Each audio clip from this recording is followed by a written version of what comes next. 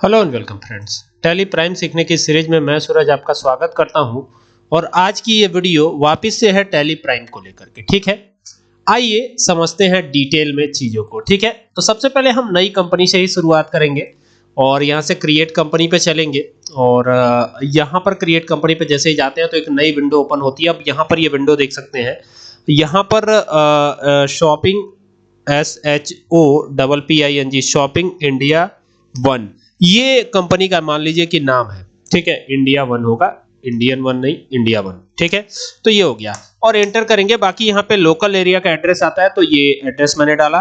ठीक है, ये तो बहुत कॉमन सी चीज है, लगभग हर वीडियो में मैंने बताई है।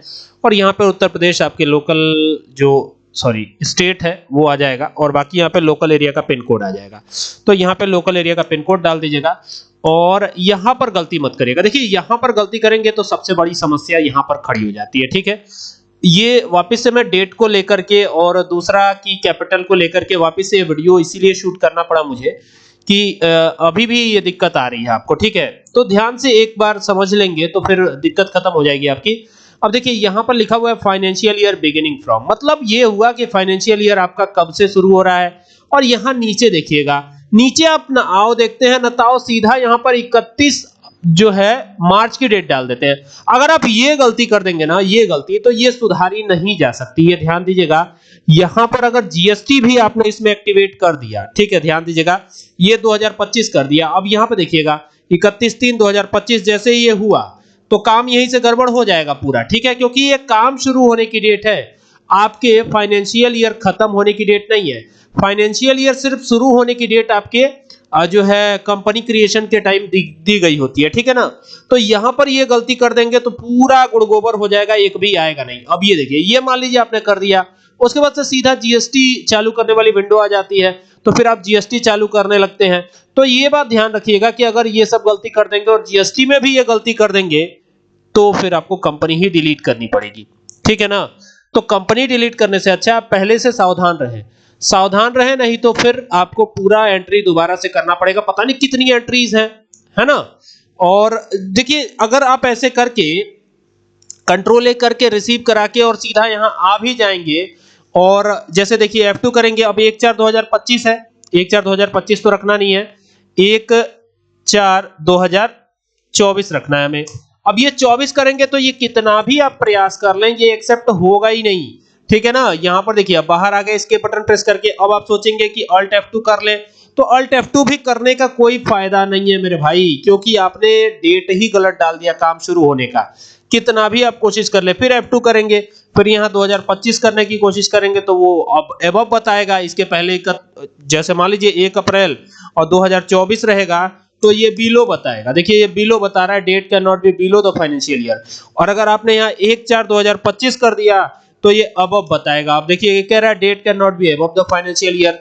तो ये सब दिक्कतें तब आएंगी जब आप काम शुरू होने की डेट गलत डाल बैठेंगे और ऐसे में आपको ये बहुत ज्यादा समस्या खड़ी हो सकती है। तो आप काम शुरू होने की डेट सही डालिएगा। ठीक है ना, तो अभी आपको वापस जाना है कंपनी पर और कंपनी पे जाके और अल्टर कंपनी करना है। हमारी कंपनी यही है, शॉपिंग इंडिया वन।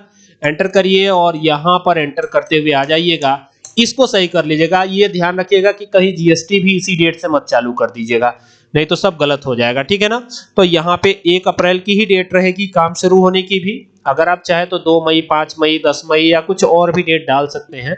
ठीक है, ये हो गया, एंटर किया। अब यहाँ पर एंटर करके इसको करा लीजिए एक्सेप्ट, तो ये काम हो गया। अब आप जब एंट्री करने जाएंगे ना किसी भी वाउचर में, चाहे मान लीजिए रिसिप्ट में ही गए, कहीं भी गए, तो जहां भी जाएंगे ना तो आसानी के साथ आप एंट्री कर पाएंगे। ठीक है, और ये डेट कौन सी है, देखिए 1 अप्रैल 2025 यहाँ पे शो कर रहा है ना, तो यहाँ पे 1/4/2024 करिए आप, 1/4/2024। अब देखिए ये डेट चेंज हो गई फटाक से, कहीं कोई दिक्कत नहीं है। और वहां पे क्रिएट लिखा हुआ है तो आप सीधा क्रिएट पे जाके एंटर कर दीजिए और यहाँ बना लीजिए कैपिटल अकाउंट, क्योंकि कंपनी में लगाया जाने वाला फंड कैपिटल ही कहलाता है। तो ये कैपिटल अकाउंट हो जाएगा और यहाँ कैपिटल अकाउंट करके यहाँ पर चाहे तो ओनर का नाम डाल सकते हैं, मिस्टर राजेश मान लीजिए ये ओनर है तो इनका नाम आप डाल सकते हैं। यहाँ पे एड्रेस वगैरह डाल सकते हैं, पैन कार्ड डिटेल, बैंक की डिटेल दे रहे हैं नहीं दे रहे हैं, GSTIN की डिटेल, ये सब भी भरा जा सकता है। फिलहाल मैंने स्किप किया है, यहाँ पर सिर्फ कैपिटल की बात कर रहा हूं। तो यहाँ पर कैपिटल मान लीजिए 5 लाख इन्वेस्ट कर दिया कंपनी में, तो ये 5 लाख कैपिटल हो गया। अब यहाँ पर आएंगे ना तो बहुत बार कंफ्यूजन ये हो जाती है कि कैपिटल कैश में इन्वेस्ट किया गया है या बैंक से। ठीक है, तो ध्यान दीजिएगा, अगर बैंक से करेंगे, ध्यान दीजिएगा अगर बैंक से करेंगे, ये देखिए ये हो रहा है, यहां से यहां पे आए और यहां पर एक बैंक है एसबीआई, तो ये एसबीआई यहां पे बना लिया हमने, अल्ट सी करके आए। देखिए पहले क्या करना है आपको, अल्ट के साथ सी प्रेस करना है और यहां लिख देना है एसबीआई, तो ये एसबीआई हो गया, एंटर किया। यहां पर आएंगे तो ये बैंक अकाउंट है ना एसबीआई का, तो बैंक अकाउंट है ये, तो यहां पे बैंक अकाउंट ही ग्रुप रखिएगा। बाकी यहां पर एसबीआई का जो बैंक अकाउंट नंबर है वो डाल दीजिएगा, बैंक अकाउंट नंबर, ठीक है, और ये हो जाएगा। और बाकी यहाँ पर आईएफएससी कोड, स्विफ्ट कोड और बैंक नेम, ब्रांच नेम सब डालते हुए, एंटर करते हुए और यहाँ तक आइएगा। तो यहाँ पर अब चेक की कॉन्फ़िगरेशन लगानी है आपको, ठीक है ना। तो यहाँ पर जो भी होगा वो यहाँ पे चेक की कॉन्फ़िगरेशन आ जाएगी। तो यहाँ पे हमने किया 404254 और यहाँ पे कर देते हैं, यहाँ पर वापस से आते हैं 42 और फिर है 54 और यहाँ कर देते हैं 333, ठीक है। अब ये हो गया, 69 चेक इशू हो गए। चेक पर नाम क्या प्रिंट होगा, मिस्टर राजेश का ही प्रिंट होगा क्योंकि यही तो ओनर है। तो यहाँ पे मिस्टर राजेश कर दिया, इस बार एंटर किया और एंटर करते हुए इसको एक्सेप्ट करा लीजिएगा, ठीक है। एंटर करिएगा, एंटर करिएगा, ये एक्सेप्ट हो जाएगा। अब ये पैसा जो है ना बैंक में इन्वेस्ट हो रहा है और किसके माध्यम से, सॉरी कैपिटल इन्वेस्ट हो रहा है बैंक के माध्यम से, ठीक है। और यहाँ पर एंटर करके इसे एक्सेप्ट करा लीजिए। अब देखिए अभी आपको डेट की कहीं प्रॉब्लम आई नहीं आई, तो आराम से आप कर सकते हैं, कहीं कोई दिक्कत नहीं है, ठीक है ना। अब इस एंट्री को देखना होगा तो इसके बटन प्रेस करके बाहर आ जाइएगा, यहां से एक बार के प्रेस कीजिएगा और यहां पर अल्ट पी करके और एंटर करिएगा, आई बटन प्रेस करके प्रीव्यू देख लीजिए, ये आपका प्रीव्यू है। आप इसे मेल करना चाहें यहां से मेल भी कर सकते हैं, यहाँ पे आपको मेल की भी सुविधा दी गई है, यहाँ से मेल कर सकते हैं आप, ठीक है ना। तो फिलहाल इसको ऐसे ही रखते हैं, हम बाहर आते हैं और बाहर आने के बाद अब जो एंट्री करनी है आप कर सकते हैं, लेकिन फिलहाल जीएसटी एक्टिवेट नहीं किया है तो F11 करके जीएसटी भी एक्टिवेट कर लेना होगा आपको, ठीक है ना।